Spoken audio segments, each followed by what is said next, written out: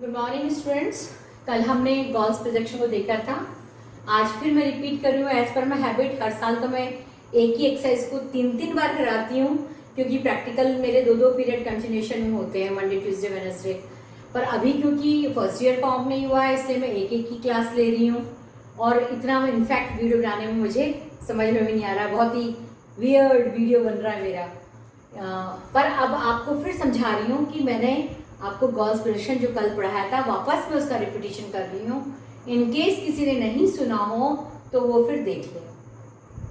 Gauss projection में सबसे important बात क्या है, देखिए ये लिखा है मैंने गॉस प्रोजेक्शन, और आरएफ दी है मैंने 240 मिलियन या 24 करोड़, और इंटरवल दिया है 15 डिग्री। अब इस पर आपको संसार का मैप बनाना है। क्वेश्चन फ्रेमिंग कैसा होगा, draw a world map on 1:240 million RF और interval is 15 degree. Is this clear to everyone? Now first हमें क्या निकालना है, वही निकालना है फर्स्ट R निकालनी है। कल मैंने हिंदी में किया था, आज मैं इंग्लिश में बोलूंगी। पृथ्वी के घटाए वृत्त का व्यास इंग्लिश में है रिड्यूस्ड रेडियस, बड़ा कैपिटल जानबूझ के लिख रही हूँ, आप नहीं लिखेंगे। Reduce radius of the earth formula upon R F representative fraction radius of the earth upon R F, पृथ्वी के घटाए गए वृत्त का अर्धव्यास बटा आर एफ। करीबन अब तक 25 बार समझा चुकी हूँ 6-7 एक्सरसाइज से, शायद सबको समझ में आ गया होगा। अब रिड्यूस रेडियस ऑफ द अर्थ हमने क्या लिया है, क्या एज्यूम किया है, क्या माना है 640 यानी 64 करोड़ माना है, अपॉन आरएफ मैंने दी आपको 240 मिलियंस। तो इसे कट कर दीजिए।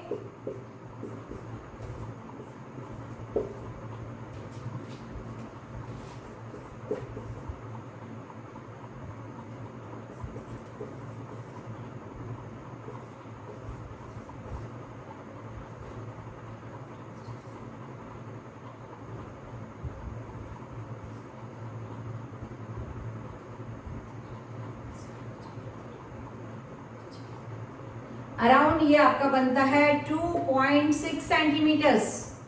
आप निकालें, सवाल को कॉपी ना करें कृपया, निकालेंगे, दिमाग जितना एक्सरसाइज करेंगे उतना चलेगा। इतनी बात समझ में आ गई आर सबको।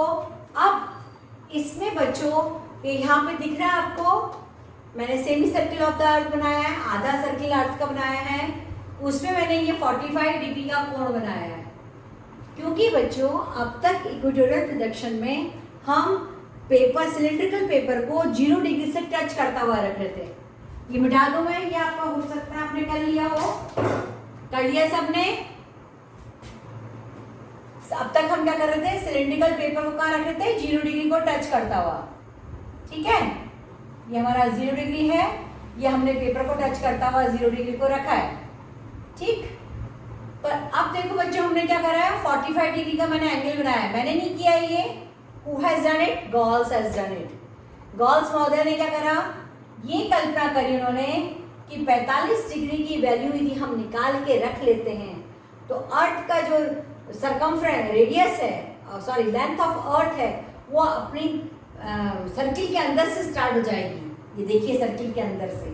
ठीक है, तो यहाँ पर हमने पेपर का डाला है, पेपर का आधार तल कहाँ रखा है, 0 डिग्री पर ना रखते हुए हमने कितने पे रखा है, 45 डिग्री पर। ठीक है, किस पे रखा है, 45 डिग्री पे। और प्रकाश कहां से आ रहा है, पृथ्वी के दूसरे केंद्र से, पृथ्वी के दूसरे सेंटर से, या at the end of other end of the अर्थ। जैसे ये ए है तो ये बी अदर एंड, दूसरे किनारे से, दूसरे छोर से, other end of the earth. Is this clear?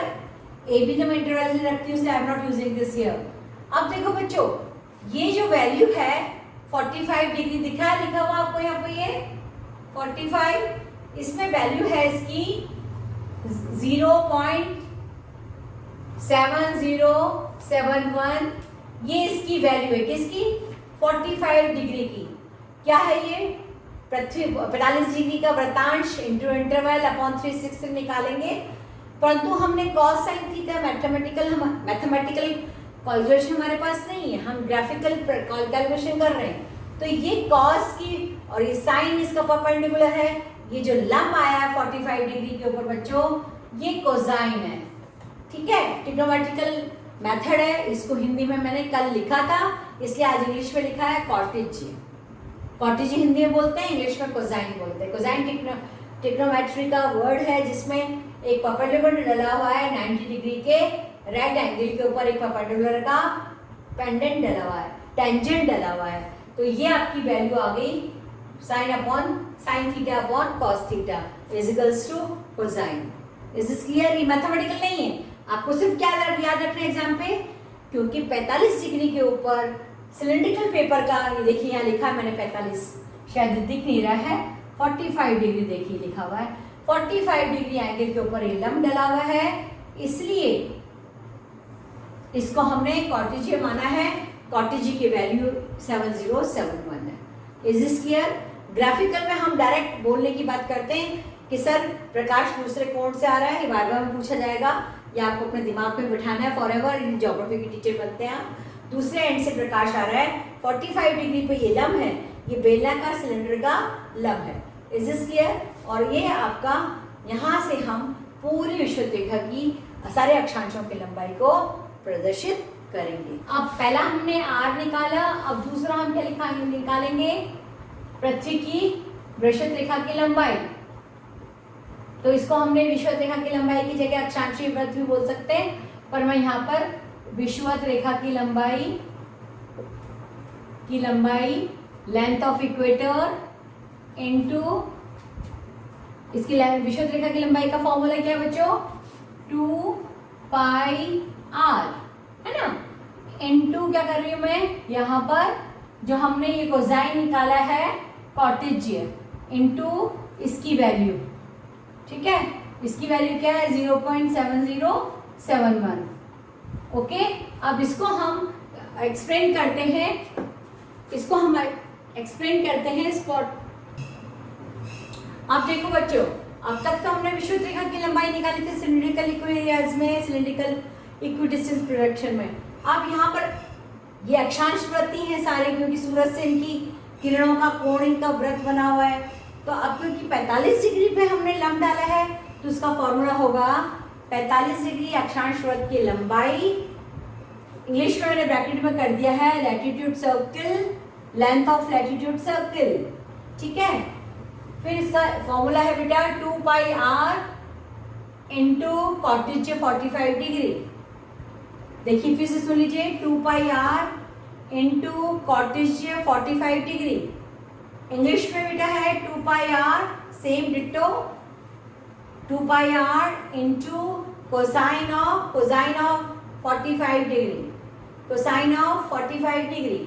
अब इसको फॉर्मूला हमने लिख लिया। ठीक है, इसको हमने सब एक्सप्लेन करना है। 2 इंटू 22/7, पाई की वैल्यू 2.6 आपकी आर है, और कोसाइन की वैल्यू मैंने आपका डाला है 0.7071, जो मेरा नहीं है, गॉल्स महोदय का कैलकुलेटेड किया हुआ है ट्रिग्नोमेट्रिकली। हम भी करते हैं जब हमें फाइनल ज्योग्राफी पढ़ते हैं। अब इसमें इस अक्षांश वृत्त की लंबाई कितनी आ गई बच्चों? इसको कटिंग करके 11.55 सेंटीमीटर्स। Is this clear? फिर से बोलूं क्या? 2 पाई आर केवल कॉटेजियन लग जाएगा, कोसाइन लग जाएगा 45 डिग्री का, और कुछ नहीं, cosine of 45 degree. 2 pi are into cosine of 45 degree, 2 pi are into cottage of 45 degree. उसको सॉल्व करेंगे तो ये आपका सॉल्व करने के बाद 11.55 सेंटीमीटर आ जाएगा। अब देखो बच्चों, यही मैंने कोसाइन आपको 45 डिग्री बताया। इस मैप पे होपफुली आपको सीधा समझ में आ रहा होगा। ये देखिए परपेंडिकुलर मैंने किस पे डाला, ये 0 डिग्री मिड गया मेरे हाथ से। ये 15 डिग्री का एंगल 15 के हैं, 45 डिग्री। ठीक है, ये 45 डिग्री एंगल पे नॉर्थ और साउथ देखिए ये लंब पड़ रहा है। इसमें मैंने जगह जानबूझ के छोड़ दी ताकि आपको दिखाई दे। दिख रहा है वो आपको? होपफुली सबको दिख रहा होगा। कि हमारा पेपर किस पे पड़ा हुआ है, 45 डिग्री अक्षांश के ऊपर, ठीक है। अभी 45 डिग्री अक्षांश आया, यहीं से अक्षांश वृत्त की लंबाई, कौन से अक्षांश वृत्त की लंबाई, which latitude circle, length of which latitude circle, length of 45 degree latitude circle, जो हमने 45 डिग्री से इस सर्किल के अंदर से ही लिया है। अब ये हमारी पूरी वैल्यू 11.55 सेंटीमीटर की लाइन है। Don't go on my map please, क्योंकि मैं आपको बड़ा बताने के लिए बता रही हूँ, 11 तो यहीं पे आके खत्म हो जाएगा, तो इससे बड़ा बताने के लिए मैंने इसको डबल ट्रिपल कर दिया है। Is this clear? अब देखिए बच्चों, अगेन सुन लीजिए, अपोजिट एंड से जो प्रकाश आ रहा है, बिकॉज गॉल्स पोजिशन क्या है, स्टीरियोग्राफिक पोजिशन है, तो ये देखिए लंब आपका सारा इन 3 में तो ऊपर से निकल रहा है 90, 60 एंड 75, एंड 45 पे आते ही यहाँ पर टच हो गया है। 30 में भी इसके अंदर से आ रहा है, 15 में भी इसके अंदर से आ रहा है, ठीक है। कहने का मतलब कि 45 डिग्री के अंदर की जो रेखाएं हैं वहां पे लंब 0 तो है ही आपका, 0 पे कोई नहीं है, वो इन्फिनाइट होता है, इसलिए 15, 30, 45 पर लंब कहाँ आ रहा है, पीटी, इसके ऊपर ही आपकी एक्सिस रेखाएं आ रही हैं। इतनी बात समझ में आ गई? क्या बोला? 45 पर ही आपकी, मैंने पीटी लंब जो डाला है 45 को छूता हुआ ये लंब, पीटी लंब देखिए आप, और इस पे ये 15 डिग्री, 30, 45 यहीं पर रेज आके खत्म हो गई। बाकी देखिए आप 45 के बाद 60 बाहर जा रही है सर्कल से बाहर, अर्थ से बाहर, 75 अर्थ से बाहर, 90 डिग्री अर्थ से बाहर, सेम वे में। Is this clear? अब ये खींच लीजिए। अब अक्षांश और देशांतर रेखाओं की लंबाई निकालना, यदि भूल जाओ तो फिर बता दूं, कितना बताया था, 180 degree total number of latitude upon interval. तो आज हमारा इंटरवल है 15 डिग्री, तो इसको क्लासिफाई कर देंगे तो 12 आएगा।